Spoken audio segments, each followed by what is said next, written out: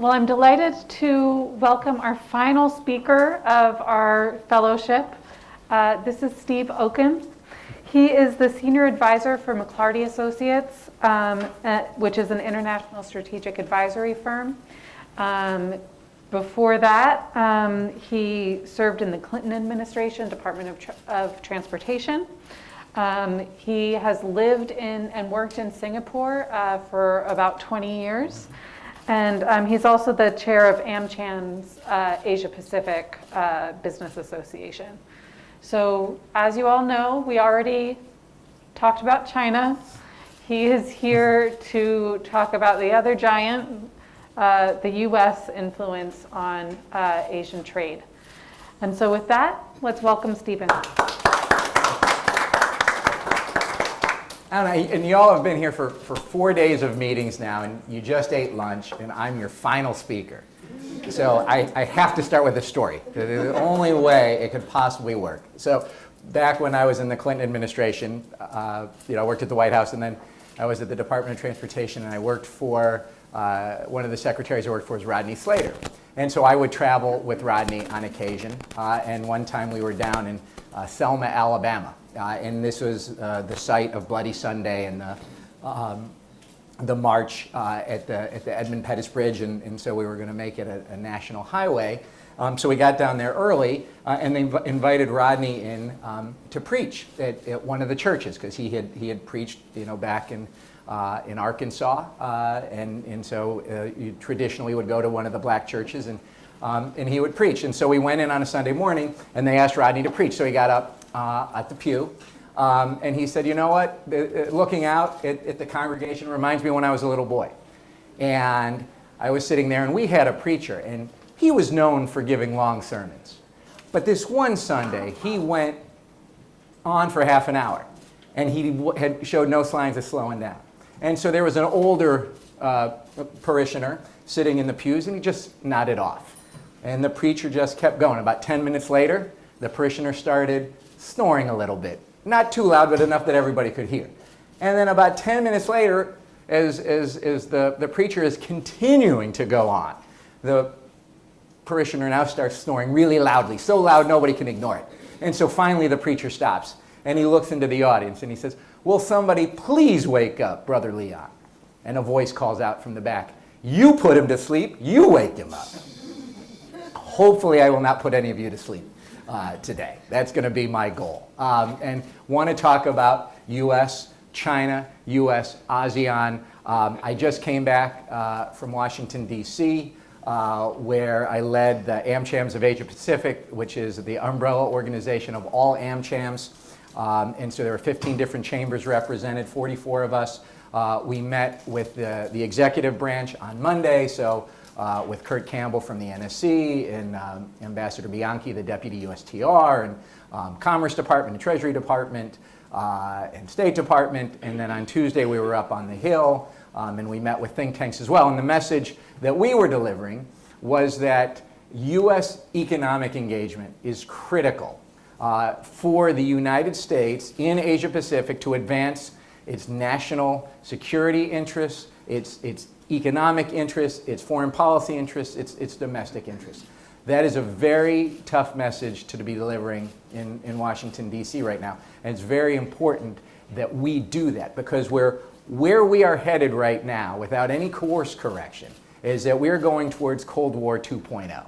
And the Cold War 1.0 was the U.S. and the Soviet Union, and without a course correction from, I would argue, primarily Beijing, but you could certainly argue from Beijing and Washington, without that course correction, we are going to be in Cold War 2.0. It's going to be very different than Cold War 1.0, and it's something that certainly businesses are really starting to appreciate and focus, that the geopolitical risk has never been greater for businesses and investors, and we need to figure out how we take that into account when we are doing business in this part of the world. And this part of the world is the most fascinating place to be in. It's the most strategic place to be in, because this is the first time I'm using this terminology, which I took from a friend of mine, so we'll see if it works.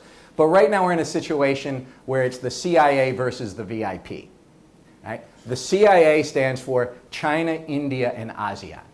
And that's what China's focus is. How can China bring together better relations with India, have better relations or dominant relations with ASEAN? Because if the CIA can be the dominant economic, political, military, but certainly at least economic and political alignment, that is going to mean China, for the most part, is going to be at the forefront of where we head in the 21st century. The US strategy is the VIP strategy. Anyone have a guess what VIP stands for? Not very important person. Or in Southeast Asia, what's VIP stand for? Something Indo-Pacific? No. Bingo. Vietnam, Indonesia, Philippines. Because these are the countries that are large. They're large enough, right, where they can have both an export market and a domestic market. They have a demographic dividend that is going to pay off, right? So these are not aging countries like China, right? Like Japan. These are countries with a very strong future because of their demographic dividend. And they sit in the place where you have the greatest competition, I would argue, between the US and China, right? Because you have an area which is militarily important, right? The second island chain is also militarily important, but it's not economically important, right? So you have a military importance here, you have an economic importance here, and you have 10 countries to some degree or another have all said we don't want to choose between the US and China. We want to engage with both, we want to trade with both, we want friendly relations with both. And that's why the ASEAN focus for the US and the US's like-minded countries and partners like Japan and Korea and Australia, why they are so focused on Southeast Asia right now. And within Southeast Asia, it's the VIP countries that, of course, are the predominant because of their size and their economic growth potential, their current economic abilities and their growth potential. And so the US is now really focusing with Japan and Korea and Australia, right, on ASEAN, on the VIP countries, as is China.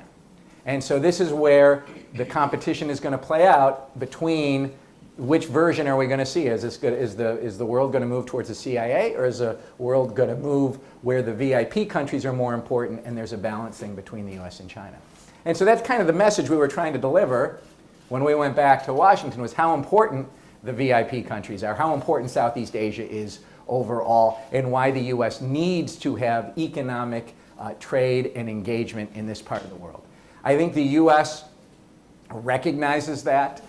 You see that through the Indo-Pacific Economic Framework. I don't know how much Deb Elms or others have talked to you about that, so happy to do that in the Q&A. You can argue that that's not enough. It's not a trade agreement. It's not TPP. It's not even RCEP. But it's something. And it's something that the U.S. can bring like-minded countries together, of which there are the U.S. plus 13 others, to build towards increasing economic engagement within that collection of 14 countries. So you do have that recognition from the U.S. And at the same time, you're going to try and figure out what's going on between the U.S. and China. Because if you look at what China has done and has been doing on the economic front, with forced technology transfers, with outright theft of intellectual property, if you look at what they've done on the human rights side in Xinjiang, in Hong Kong, you look at the aggressiveness they've got in the South China Sea and towards Taiwan, and if you see the skirmishes between China and India, you see, now I've had arguments with friends, do you want to say China's become more assertive or become more aggressive? They're one of those two things. But that is leading countries towards, we want to do engagement with both, especially in Southeast Asia, but we have to do it realistically. And so how is all this going to play out? So if the US and its like-minded partners can give them a reason to engage and give real benefits, they are going to take advantage of that because they have to do business and trade with China, because that's just the reality of this part of the world. I'm going to stop there and just see if anybody has any questions, comments. If anyone wants to disagree with me, that would be even better. Really quick, CIO, VIP, both got big challenges to either happening. Which do you think is more likely? Well, I mean, that's the question for businesses is it can go in either direction. What is, if the U.S. can really offer economic engagement, those countries are going to take advantage of it. Right? And it's now, so if you look at what happened, under the Trump administration went from the Obama, which had continued from others, which is, the multilateral system works best, working with our allies and partners work best, and that was, of course, the whole underpinning of the TPP, and then that, of course, gets dropped on day 3 of the Trump administration, and then the Trump administration goes to the bilateral approach, where we are going to take advantage of our market size, and we are going to dictate the terms with every single country that we trade with, so that we can advance our America First agenda. We are now back, towards working with like-minded partners in a multilateral rules-based world, but that may not last. Who knows what's going to happen in the midterms? And if the midterms give countries here pause that they think the Republicans and an America First type foreign policy, then it's going to be a lot harder to have that VIP versus CIA. And so countries ideally would like to see both. But there's so many unknowns right now. One is what's going to happen with the U.S. domestically, and the other is what is China going to do? I mean, from an economic perspective and a trade perspective, the COVID zero, of course, has been a disaster.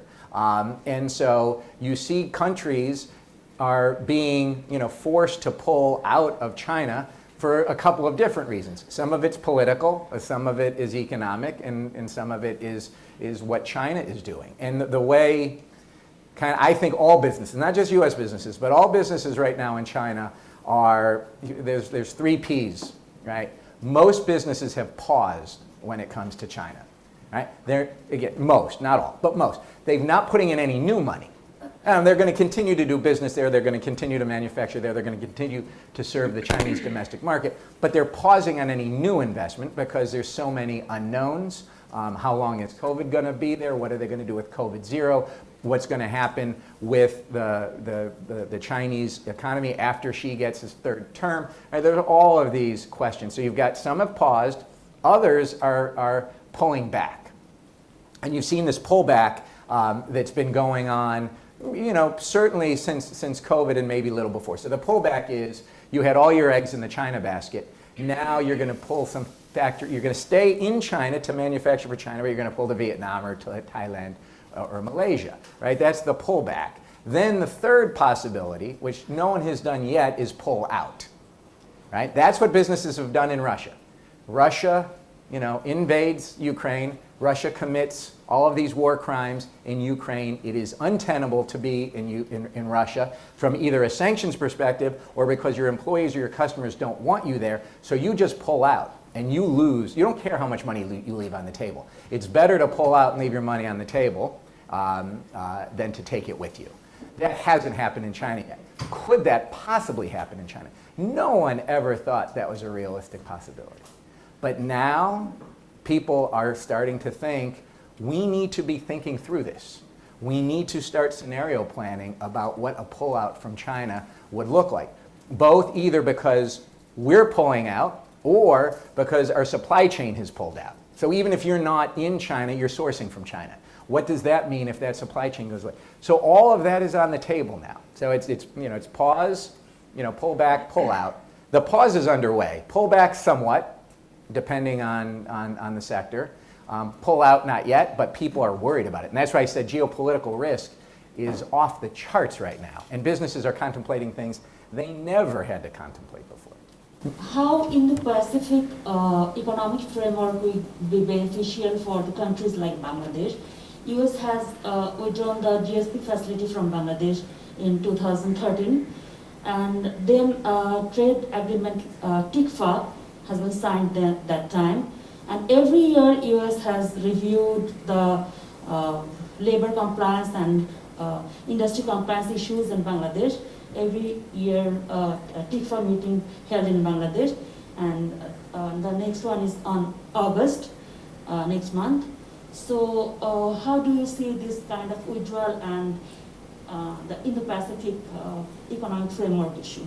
I'm going to give you the contact of the person on the delegation from Bangladesh, because I can't answer that Bangladesh specific question, but I know it came up, that kind of question came up in our meetings also from a Cambodia perspective as Even well. LDC countries' perspective too. Yeah, no, I'm saying, so I can't answer like the specific question, but right, from an LCD perspective, I think that is part of what the U.S. has done with the Indo-Pacific Economic Framework. They've got, I mean, I know, I don't think Bangladesh or, I don't think Cambodia's a part of it, Bangladesh is not. But you have countries like Fiji have signed onto it. I mean, I think that's the goal, is how do we get like-minded countries together to try and have some type of economic integration and increasing economic trade work, while you have to balance the political issue in the United States, which is that basically trade has hurt the American worker, and that we now need to shift to a worker-centric trade policy. And so if you start to give those type of preferences to countries, the question is, well, what does that mean for the US worker? What does that mean for the garment worker? It's a political question. And so that's the kind of being between the rock and the hard place. What we're trying to advocate is, let's think of this from a national security, economic security perspective when it comes to trade. Not just, okay, you count one worker to one worker. You have to look at the broader benefits. It's very difficult. You talk about pulling out, pausing. What companies are these? Are these American companies, or? Because we heard yesterday that companies are still going into China. In fact, they're looking to expand and invest even more at this point in time. So not all companies actually adopt this pull-out, pull thing. And because it's almost, this kind of conditioning in China is actually more nuanced than most people think. And second of all, you talk about 2.0, this Cold War. Is there an alternative to 2.0? Why do we have to be so hawkish about going towards that? Why can't two countries work together? Yeah. So one, on the first question, I mean, it's, again, when I said, you look at it from a supply chain perspective, I don't know that there's many countries that are going into China to have China be their global manufacturing hub.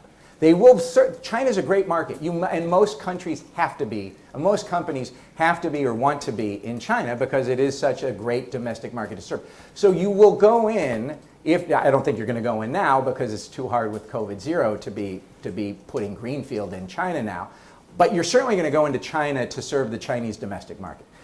Where the pullback takes place is you stay in China for China, but you're not going to be manufacturing necessarily in China for export to the US, the EU, Australia, or wherever that may be. There's too much risk anymore with keeping all your eggs in one basket. I mean, that is part of the issue. The other part of the issue is that China is the COVID-0 has taught the lesson. This country can shut down at any time. Look what's happening to Apple, look what's happening to Tesla. And so we have to be diversified out. The other issue is you have, certainly in certain sectors, when you come to Xinjiang, and from the US government perspective, the genocide, and other governments, the genocide that is taking place there. And so you've now got sanctions on any product made out of Xinjiang, right? And that's predominantly cotton, tomatoes, polysilicone. And so you've got to figure out where are you going to be sourcing from for those types of products. So what companies are doing is that they're doing dual sourcing in China, right? They'll say, okay, we're going to continue to manufacture polysilicone, right, and our solar panels in China, but we're going to split our factory. And so the polysilicone that comes from Xinjiang is going to be used for the solar panels we sell in China, but then we're going to take polysilicone outside of Xinjiang, manufacture that in China, and then export that to the US and other places where the sanctions don't exist. Then the problem you get into is you've got your customers in the US, EU, and they say, well, wait, we don't want to buy from somebody who's sourcing from Xinjiang regardless of where they're selling. So it gets to be very difficult to even comply with the sanctions. If you can comply with the sanctions, are your customers going to say, well, that's legal, but it's okay with us because you're complying with sanctions, even though you're still sourcing from Xinjiang for cotton, tomatoes, solar, whatever it may be. So those issues are very difficult for Western companies certainly to work for. And then you get the reverse, which is the Chinese consumer saying, well, there's no genocide going on in Xinjiang. And you're not going to use cotton from Xinjiang, then we're going to boycott you. and we're going to take your stores off of our maps so that you no longer can find H&M or whoever it might be when you use maps in China. They just disappear because that is your penalty for complying with sanctions when it comes to Xinjiang. It's just very difficult in China right now. Sure, there are some companies that might still go in, and it is a market that most US companies who were there before are still there now, but it has become much more difficult to navigate. Does that answer? I mean, I'm happy for you to rebut that. I don't think so. I think businesses go into countries and they have risk mitigation processes all the time.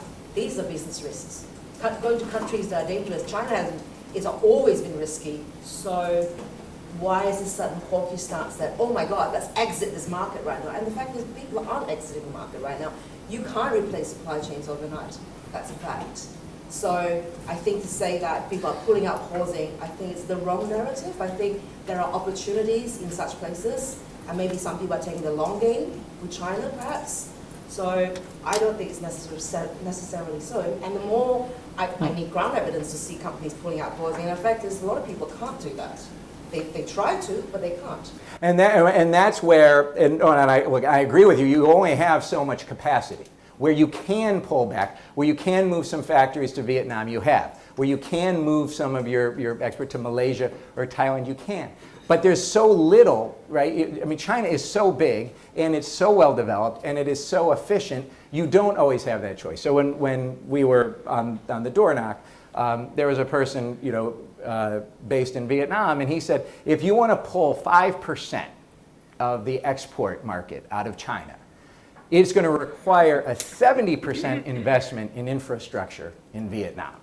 Right? And that's where you're going to need 70% more investment in asphalt, right? In ports, in the electrical grid, in human capital. And so it is very difficult to do that. And you can't, that's what I'm saying, you can't really, you can pull back a bit here and there, you can diversify or make your supply chain more resilient, but it is going to take, for it to really hit, it's going to take years. That's why the US Senate just passed, I think they just passed what they call the CHIPS Act, right, which is to put $52 billion into the manufacturing of semiconductors, not that they're made in China anyway, right, but to put $52 billion into manufacturing.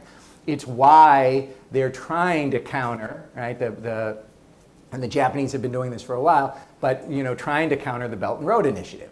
Because China's putting the billions of dollars into infrastructure here. And now, like-minded countries, the US, Japan, Australia, others, need to put that type of infrastructure here. So businesses do have the choice to pull back, to diversify, make more resilient, whatever words you want to use. But you're right, it is very difficult to do that because there isn't the capacity. And that's the balance, right, that's trying to go on. Now, could there be whether we're headed to Cold War 2.0 or not, I mean, again, I'll give you kind of the US perspective, right, is that what the US is trying to do when it comes to China is if you go back, maybe not from Nixon, but probably from President Carter through midway of the second term or first term of President Obama, right, the theory from the United States was the more we accommodate China and engage with them, the more they will become like us. And therefore, we are going to accommodate their rise. We are going to give them special preferences when they go into the WTO. Because what this means is that they're just going to become more like us. Now, that didn't happen. And you could say, well, the US policymakers were silly to ever think that that was going to happen. So however you want to allocate the blame, there's no question that the engage and accommodate was the US foreign policy consensus towards China. Bring China into the WTO, give them special rights to do so. Don't necessarily take aggressive enforcement action against them when they don't live up to their commitments, either the ones in letter or in spirit, and then they'll become more like us. And then the Obama administration, I think, during the Obama administration, the consensus became that was wrong. We were wrong. They are not going to become more like us. They are not going to become more liberal. They are not going to become more democratic. They are not going to have the same view of human rights that we have. And so the Obama administration approach was, let's work with like-minded countries and not with China. And that was through primarily the TPP, right? And then to do that, hopefully China will recognize that they need to open up and liberalize and stop with their forced technology transfers and stop with all of the cyber theft and stop with all of the unfair trade practices that they would take, like when the Australians would question where COVID originated, and then China punishes them through tariffs on wine. And so we're going to go differently. Now the Trump administration took the Obama policy and then went in a different direction, same direction, but in a different way with it, said, well, the way we're going to do this is not through working with like-minded countries. We are going to go after China, and we're going to go after them on tariffs, and we're going to go after them with sanctions. And for the most part, the Biden administration has kept that chunk of the Trump approach towards China, but then also returned to the Obama approach, which is do both. Let's keep the tariffs on. Let's increase the sanctions on China, but then let's also work with our like-minded countries through, right, the framework now is the Indo-Pacific Economic Framework. Now, I guess the question is it possible that China will allow that to happen? Right? The US approach is, one phraseology of it is that we compete with China where it makes sense to compete on a business perspective. We're going to compete with them in Southeast Asia. We are going to cooperate with them when it is in our national interest of both countries to do so. And primarily, you could say that would be on COVID and climate, right, or future pandemics, right, and the climate disaster we're all facing right now. It's in the national interest of China, and it's in the national interest of the United States and everybody else to work together. And then we're going to confront them when they need to be confronted. We're going to confront them with the militarization of the South China Sea. We are going to confront them when it comes to their extremely aggressive and increasingly aggressive approach towards Taiwan. We're going to confront them on their human rights violations, be it in Hong Kong or Xinjiang. And now the question is, will China agree that, yeah, we can do this? Where you confront us, we'll confront you back, but we can also cooperate and we can also compete. I don't know that China will go with that strategy. And that's the question is, are we going to have a Cold War 2.0? How is all of this going to play out? No one knows the answer. It's the trajectory we're going towards. We hopefully will avoid it, but that's what's really concerning, certainly to the business community, in that how do we prepare for it? Claire from Bloomberg in Jakarta. To your point, so the U.S. has been unwilling to offer market access or lower tariffs at its recent trade deals with Southeast Asia, while at the same time becoming increasingly reliant on countries like Indonesia and the Philippines to stand up to China in the South China Sea. Do you see a risk of the U.S. potentially alienating its like-minded partners, where these countries start to think, what am I getting economically for what I'm giving up militarily? And look, that is a live debate happening right now. Right? And so typically what happens in a trade agreement, right, is that I'll use US terminology for what a trade agreement is. Right? So a trade agreement is something that is signed by the president, then the laws have to be approved by the Congress for that trade agreement. And a trade agreement will typically, right, so the one side gives something, the other side gives something. So the US will say to Indonesia, we need you to enhance your digital trade frameworks and policies. We can't allow for data localization, right, when it comes to the 21st century economy, because we need the free flow of data. And if countries put in laws that require the localization of data in every single country and restrict the flow of data in every single country, that is not going to work for global business. And so the US says to Indonesia, again, hypothetically speaking, US says to Indonesia, we need you to change your laws when it comes to data localization. And Indonesia says, okay, but in return, I want greater market access. I want you to lower your tariffs to my goods, and so I will trade these things off. That would be a trade agreement. Now, what the US is saying, at least at the onset of IPEF, is that we are not going to give market access. We are not going to lower our tariffs. because that comes with all of these, it becomes politically impossible, according to some, to do this in the US. So now we've got to come up with some alternative way to have some type of digital agreement that is short of a trade agreement, but would be, in US terminology, an executive agreement. And so what the US will say is, maybe we can give you other things that would be helpful. Maybe we can do capacity building so that we can work with your businesses so that they can increasingly take advantage of the digital economy. Maybe we can do capacity building so that we can help you as data centers come in, get them built, but get them built in a green sort of way. So there's other things that you could have in an executive agreement, short of traditional market access, that would give a country like Indonesia, or any of the countries in the IPEF, the reason to sign on. That's what the dialogue, I mean, they had the first ministerial, I think it was Tuesday, and so it's going to take 18 months, however long it's going to take to figure this out. But that you're right. I mean, because the US is saying we're not going to give you traditional market access, we have to find other things to give you so that you will want to join on.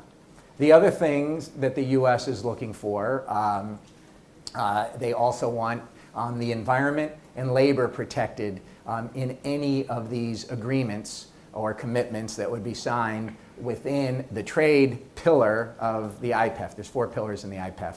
I'm sure Deb went through them. So trade is one of those pillars. In the trade pillar, you have different, I guess they're calling them subjects within the trade pillar. One's digital, one's environment, one's labor. So they would want in any agreement within the IPEF that labor rights are protected. They want to make sure that gig workers have the same rights as non-gig workers. They want they want an agreement which would say the data privacy of the workers is protected so that the employer can't take that data of the employee and use it against them. They want data protection for workers as part of that type of agreement. So those are all the things. And the environment, it would certainly be green economy when it comes to data centers, if you're talking about a digital agreement, and what can you do to ensure that we have the environment protected while we increase trade, because that's one of those political issues we've had in the US. So it's going to be a new way of trying to do trade, and we'll have to see if it works and if there are enough things to give a country like Indonesia to sign on without market access as traditionally defined. If you look at the last decade, we have seen China being very active in the Southeast Asian region, where they have had Belt and Road Initiative, Maritime Silk Road. They have been pouring investments in ASEAN and also giving market access in return. Does that mean, but I have not seen US being that active in the last decade on ASEAN. I think they have been preoccupied with other stuff. So do you think that IPEF is one of a way for them to catch up with China in terms of their exposure in ASEAN? Yeah, I mean, look, and I don't know, and I think the US recognizes you can't catch up to China here, right? Because China's too big, it's too close, it's got the economy and everything. So that's the question that the US is saying. Again, if you go back to the Obama administration, it was, trade through the TPP, right? Which had, I'm going to make up, I was Singapore and Malaysia, Vietnam, right, were members, but Indonesia, Thailand, Philippines, right, LMC were not. Singapore was, so you had 4. And now what that thinking of the Biden administration is there a way we can make it broader? It's not going to be as integrated as TPP or as RCEP, but we have to do something. And we also have to do something on infrastructure. We're never going to be able to compete with Chinese money on Belt and Road. So are there ways that we can work with the private sector and do these public-private partnerships to bring in the type of infrastructure that would be needed? And that's the type of, if you think of the 3 C's, right, that I had mentioned earlier, right, compete, confront, cooperate, this is in the compete. How do we better compete with China? And so there's an infrastructure initiative, and then there's the Indo-Pacific Economic Framework, and then you have diplomatic and military cooperation that's going on at pretty high levels, right? You had President Biden host the ASEAN leaders in Washington. First time ever, the ASEAN leaders went to Washington, D.C. They'd met before in the U.S., but never in Washington, D.C. First time that happened. You see cabinet official and the vice president coming here. So there's a recognition that we, the United States, need to be doing much more. We've always had the advantage on investment. There's much more investment from the United States in Southeast Asia than there is from China, from U.S. businesses. And that's been our big factor.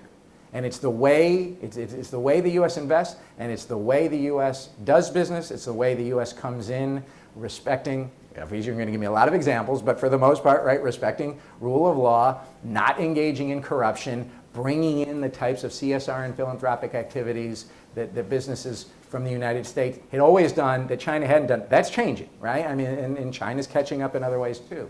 But yeah, it's going to be you can't out-invest China here, so you've got to come up with a lot of different ways from a U.S. policymaker perspective, and they're trying. So just one more. In a recent interview, former Malaysian Prime Minister Mahathir, he said IPEF is actually a political coalition between countries, because if it's economic, and like we know, IPEF doesn't lower the tariffs or something like that. So if it's really purely economic and they're talking about Indo-Pacific, why should IPEF avoid China? And why not US invite China to join the IPEF if it's sincere in the initiative? So what's your thought? I mean, the question is, if you look at how China had, from a business perspective, and on the business side of China, if you look at what China has done when it comes to business, right, there is no level playing field when it comes to their state-owned enterprises. You look at their Made in China 2025 and all the subsidies that are now starting to pay off when it comes to electric vehicles, and when it comes to AI, and when it comes to pharma, and all those other, those 10 sectors that are in, Made in China 2025 that the state has completely subsidized. When you look at what happens when you enter into that China will use its economic might to punish those that they don't like what they're doing politically, and you can see that with the two Michaels, right, the hostages that were taken in China in retaliation. You saw what happened with South Korea when the THAAD missiles went into South Korean businesses, what happened to Philippine businesses in China when the Philippines took a case against China for the South China Sea. I mentioned what happened with Australian wine and the like when they questioned whether COVID originated in the lab or in the market. And so why do you want somebody like that, right, in a trade agreement when they don't live up to what their commitments would be? And so the thought for TPP, and I think it's for IPEF, if China's willing to live up to those high standards and those commitments, of course they're welcome. But they haven't yet.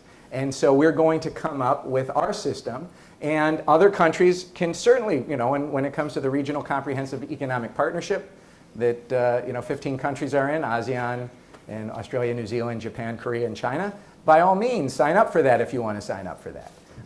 But if you want to get a higher standard that's going to cover labor, going to cover environment, going to cover digital, and China's treatment of digital is very different than most other countries' treatment of digital, then why would you want to have China in IPEF?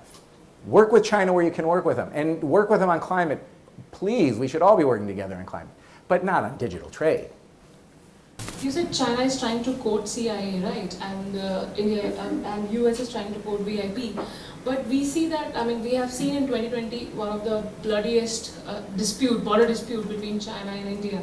And the situation has not normalized yet. So where is it coming from? Where do we see China quoting India? Well, I think they're not yet. You see India banning, hundreds of Chinese apps from going into India. You see India banning Chinese manufacturing and investment from coming in. And so that's I think that's what where China wants to go. If China can have good relations with India and with ASEAN, that is going to be very difficult for the other, for I don't want to say the West because Japan and Korea are involved as well, but for U.S. and like-minded countries. That I'm saying that's what we've got to see how that's going to play out. Right now, right, you've got India, which is in the Quad, right, the more military framework between Japan, India, Australia, and the U.S. You've got India in the Indo-Pacific Economic Framework. You have India out of the RCEP. But you also have India, which did not put any sanctions on Russia, right, for the invasion of Ukraine, even though most other countries did, other than China. Right? I mean, the countries in who India is working with and partnering with, they all have sanctions. Singapore has the first, sanctions for the first time ever outside the UN framework since the sanctions in the 70s when it came to Cambodia. I mean, so it's totally, right? I mean, so that's the question. How can what's going to happen between China and India? And that's what I'm saying. That's why you've got this is the thing to watch as it plays out. So, but we haven't seen any overtures from Chinese side, but we definitely have seen signs from the US trying to quote India and bring it in its fold, right? So, don't you think that it's the US which is trying to bring India rather than China trying to be friendly with India? I mean, where does... Oh, no, right now, I mean, clearly the US and India have a much stronger relationship than China and India.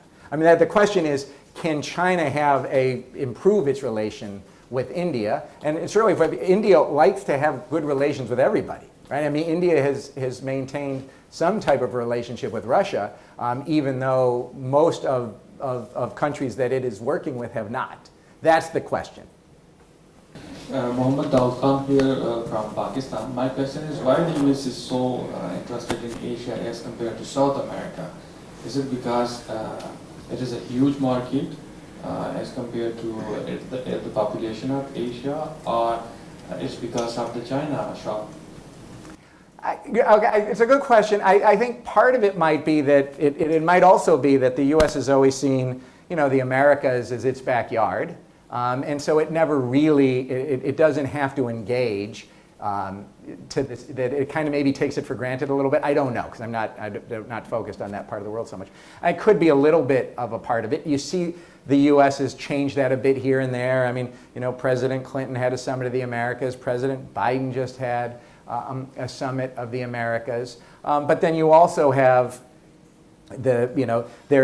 you've had Japan here, which was has been a huge economic engine for the United States, and now China is that #1 economy. So I think it's much more I think part of it is economics, and part of it is we have great relations with the Americas. We don't have to spend as much time there and we don't have the rivals there that we have here. I think that's part of it.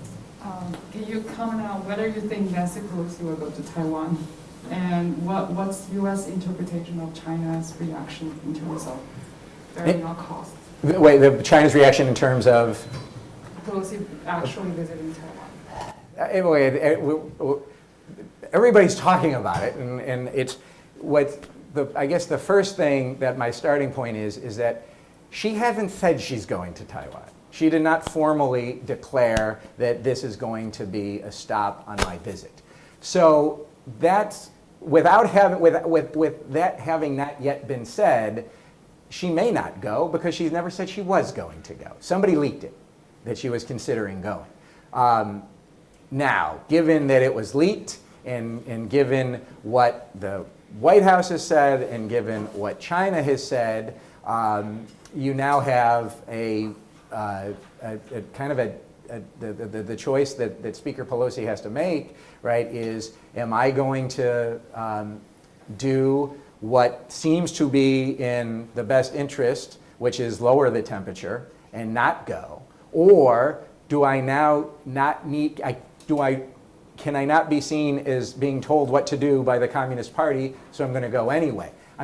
Clearly that's kind of the debate right now. But I think given that she hasn't formally said she was going, that's probably an out for why she wouldn't go. And that's kind of, that would be my guess, but it's just purely a guess right now. The other thing, you think of the U.S. politics. We have co-equal branches of government, Speaker Pelosi does not report to President Biden. Speaker Pelosi is an equal to President Biden in our system, the same as the Supreme Court is an equal. So it's not like President Biden can order her not to go because he is not her boss. She is her own boss. She is very strong against the Communist Party, and I don't know if you recall back, I think it was in '91, when she went and she snuck out of a visit she had to a museum and unfurled a banner about Tiananmen and that she did then. So I mean, that is who she is. And so you have her personal beliefs, you have the geopolitics, you have her own politics, and so we're just going to watch. And then who knows what happens if she goes? What will China's reaction be? We've had speakers of the House go to China. Newt Gingrich went in 1997, different world, but U.S.-China relations, moved on from his visit. So what's China going to do? It's something to watch, of course, that we're all watching. I have a short question. Why U.S. remained so rigid in the last WTO ministerial conference to extend trade benefit to the graduating LDCs? I mean, I think it's more, I did not follow the WTO talks other than just to read a bit here and there. But it's the politics around trade in the U.S. right now are as fraught as it's ever been. I mean, obviously, I'm a Democrat, and I was a kind of a Bill Clinton Democrat. Bill Clinton who signed NAFTA, Bill Clinton who signed China's WTO Ascension Agreement. It is now the politics around trade are that part of the Democratic Party's almost vanished, and the Republicans who were the pro-trade party, Donald Trump has basically wiped that out.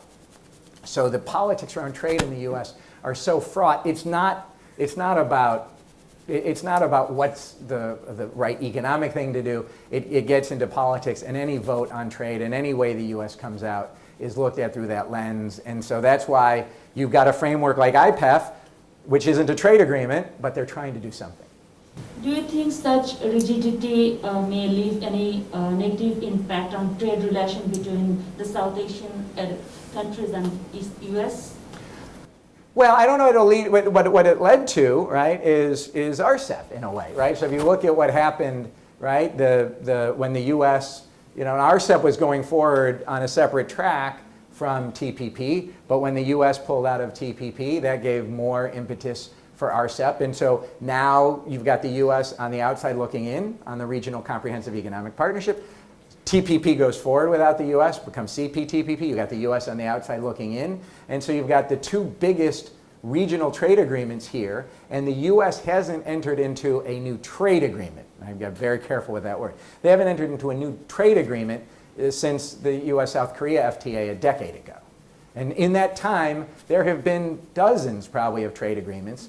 TPP or CPTPP and RCEP, but you've got EU, Vietnam, South Korea, Australia, Japan, Australia, China. You've got trade agreements all over the place. So it is hurting the United States, but that hasn't changed the trajectory of the U.S. approach to trade, except now trying to come up with some other way to work around the politics of trade in the United States.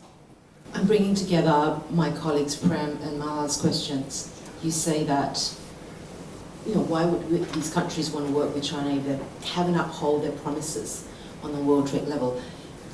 My question to you is that why has the US repeatedly tried to overturn the processes of the WTO, go against the appellate body, one, two, and how do you justify the US-China trade war, the single most, if not the worst breach of the world trade rules ever?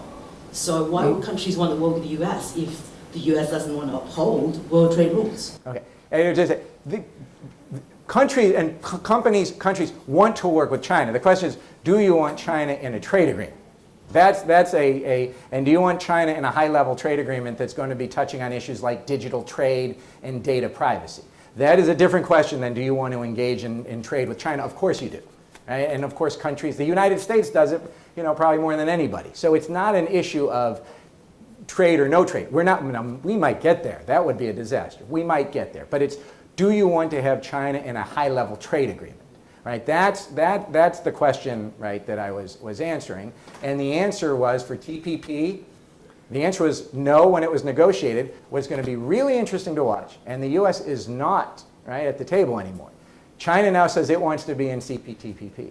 There are a lot of provisions in CPTPP, even those that were taken out on digital when the U.S. withdrew, that will be very, very difficult for China to comply with, especially when it comes to SOEs and competition with state-owned enterprises. So let's watch and see if those existing countries in the CPTPP, what will they do? Will they allow China into the TPP? That's going to answer your question. Now, if they do, then that's going to give you in one direction.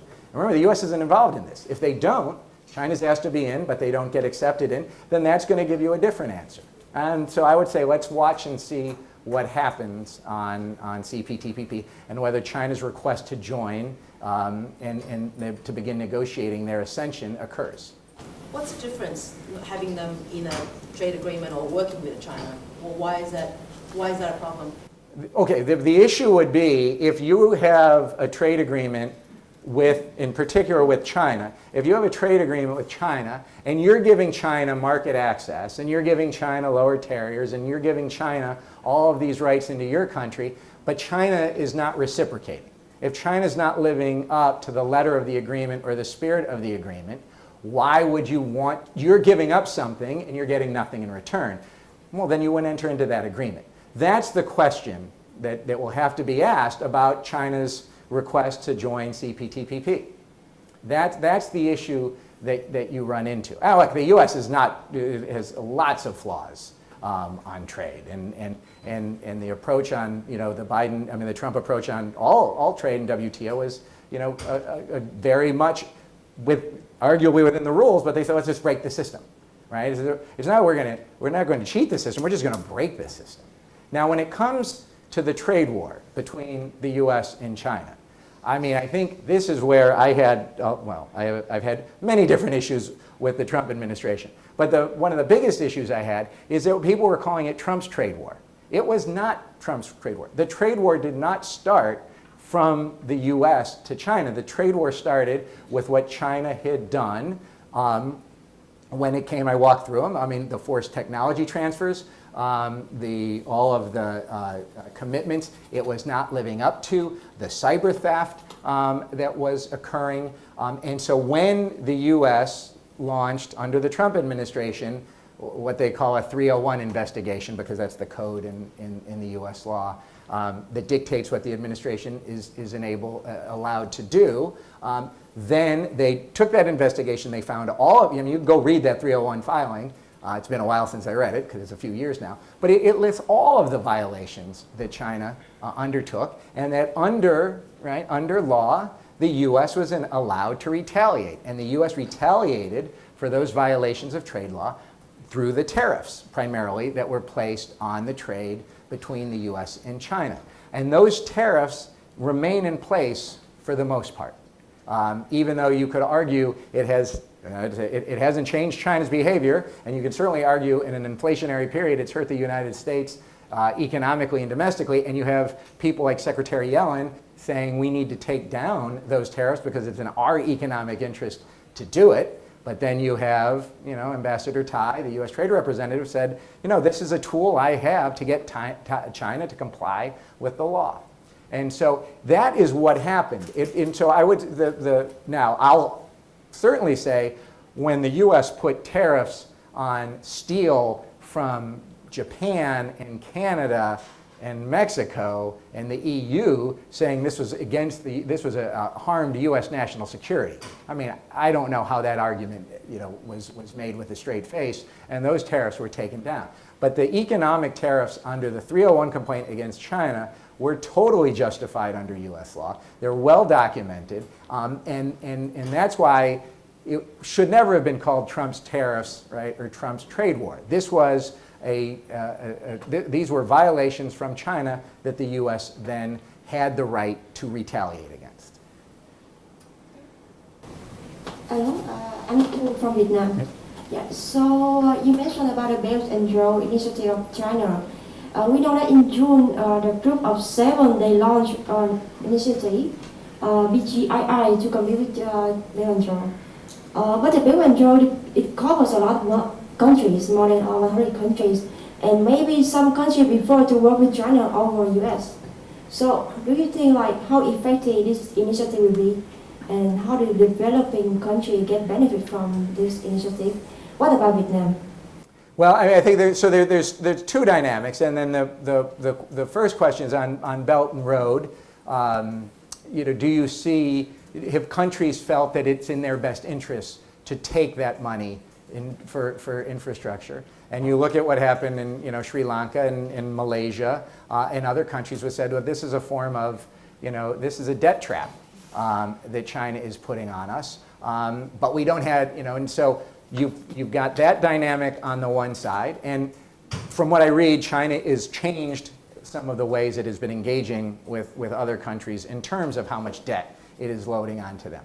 But then they had no alternative, and so what the US and Japan or others are trying to come up is with an alternative.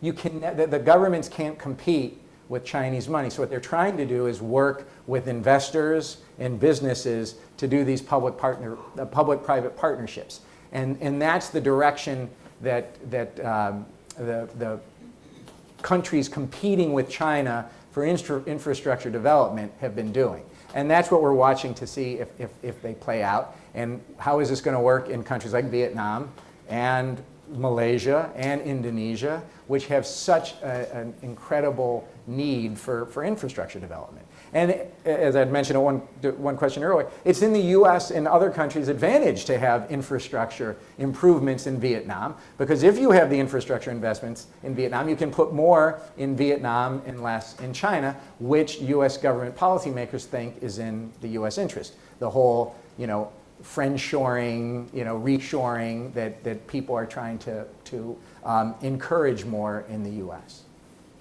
I have another question about Vietnam is a member of the IPEF and ASEAN as well. So how difficult Vietnam could get benefit from these agreements between China and the US?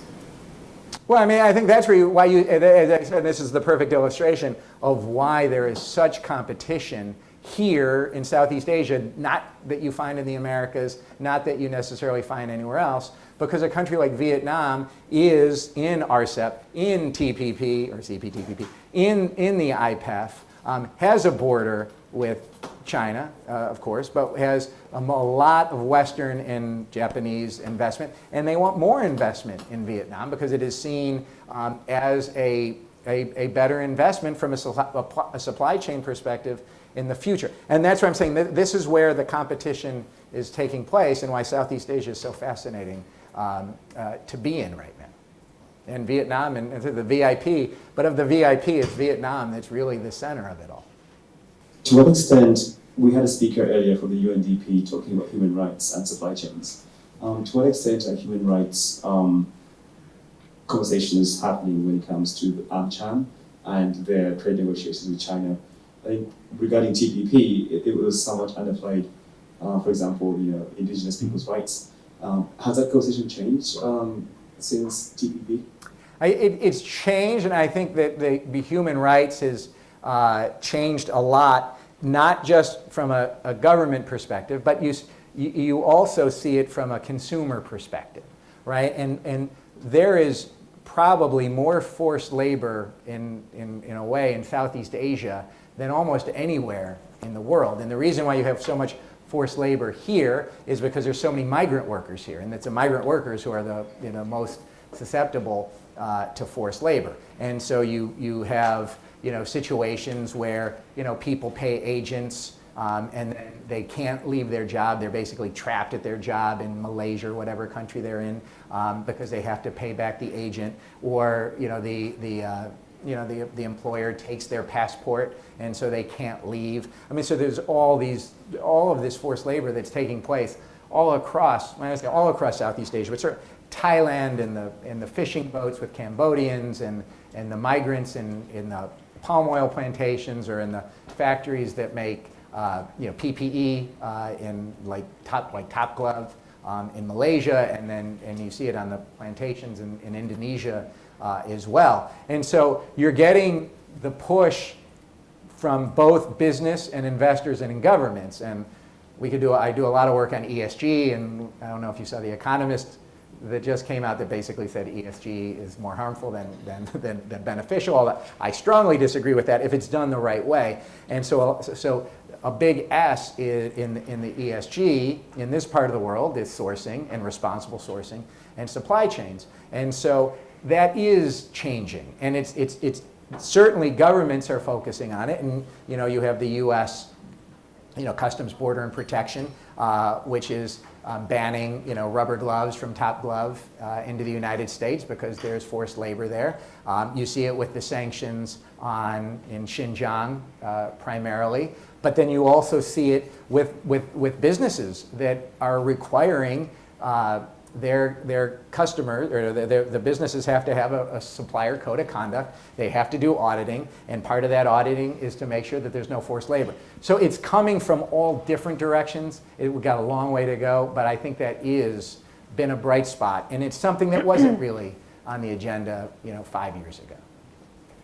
I'm really glad that we left a lot of time for Q&A with this one. Steve, thank you so much for your perspective. Oh, thank you. I think I connected with all of you on LinkedIn, so feel free. Reach out anytime. I think the last time I did one of these was in Hong Kong. Mm-hmm. When was that? 2019. Pre-pandemic. And there's still a couple reporters from there who continue to send me emails. And I'm Joe, happy on the record, off the record, any background, any connection, because you guys have such a great program. Awesome. Thank so you so I'm much. happy to help any way I can. Thank you. I really appreciate it. Yeah. Thank you. Thank you. Thank you.